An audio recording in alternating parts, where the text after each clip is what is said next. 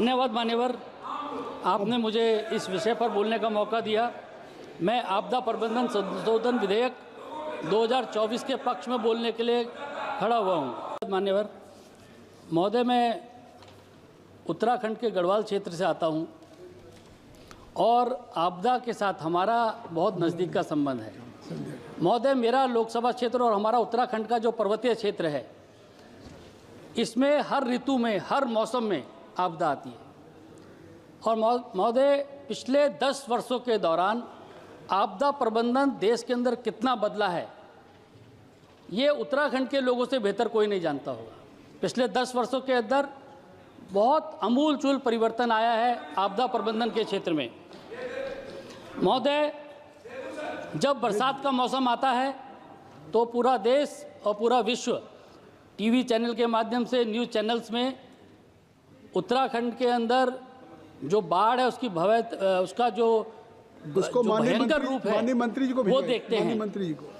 कई किलोमीटर की सड़कें महोदय लैंडस्लाइड में चले जाती है। बादल फटने की घटना बहुत आम होती है हम लोगों के यहाँ। तो बरसात का मौसम हम लोगों के लिए परेशानियाँ लेके आता है। महोदय, बरसात के मौसम के घाव अभी समाप्त भी नहीं हुए होते तो शीत ऋतु आ जाती है। हमारे यहाँ अत्यधिक बर्फबारी होती है और महोदय, बर्फबारी में सैकड़ों गांव का संपर्क मुख्यालय से टूट जाता है। और जब बर्फबारी होती है तो पानी की लाइन होती है वो जम जाती है और वो बाद में फट जाती है। उसके कारण जल की आपूर्ति बंद हो जाती है, विद्युत की आपूर्ति बंद हो जाती है और बहुत बड़ा भूभाग आपदाग्रस्त हो जाता है।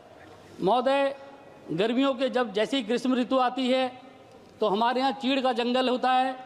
चीड़ के जो पत्ते होते हैं वो बहुत ही ज्वलनशील होते हैं और कई किलोमीटर लंबा जंगल जो है वो जल के राख हो जाता है। महोदय, इन सभी आपदाओं में जान माल का नुकसान होता है, पर्यावरण को नुकसान होता है, जैव विविधता को नुकसान होता है। जब जंगल में आग लगती है तो लोगों के घर और गांव तो जलते हैं, साथ में वन्य जीवों का भी बहुत भारी नुकसान होता है।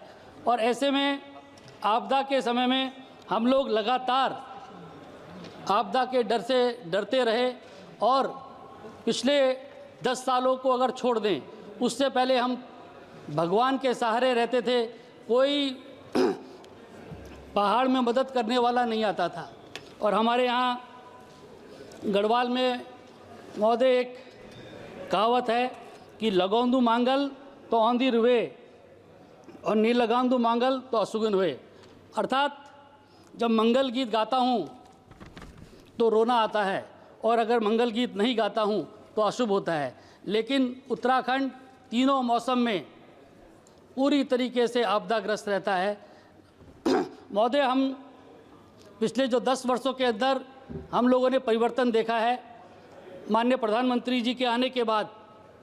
और मैं यूँ भी कहूँ कि 2013 की वो आपदा, जब केदारनाथ जी में आपदा आई, उत्तराखंड का कोई आदमी नहीं भूल सकता है कि किस प्रकार से नरेंद्र मोदी जी ने, जब वो गुजरात के मुख्यमंत्री थे और केंद्र सरकार यूपीए की सरकार थी, कोई भी केंद्र सरकार का आदमी नहीं पहुंचा और नरेंद्र मोदी जी गुजरात से, अहमदाबाद से चल के देहरादून पहुंचे और उत्तराखंड में जो रेस्क्यू ऑपरेशन था उसमें भाग लिया। कैसे उत्तराखंड के लोग भूल सकते हैं वो दिन। और मोदी जी का जो आपदा प्रबंधन को लेकर जो उनका दृष्टिकोण है, मैं आपको ज़रूर बताना चाहता हूं मान्यवर कि जब वो वापस चले गए और उन्होंने गुजरात से एक 3-3.5 फीट की एक किट भेजी थी, उस किट में एक चीज़ आपदा प्रबंधन के हिसाब से दी गई। चावल, चीनी, नमक, कटोरी, एक चीज़ उत्तराखंड में दी गई और उस किट को मोदी किट कहा जाता था और लोग उस किट को आज भी याद करते हैं। मैं ज़रूर आपको बताना चाहता हूं कि मैंने एक जगह भी पढ़ा कि किस प्रकार से मोदी जी का नज़रिया है आपदा प्रबंधन को लेकर।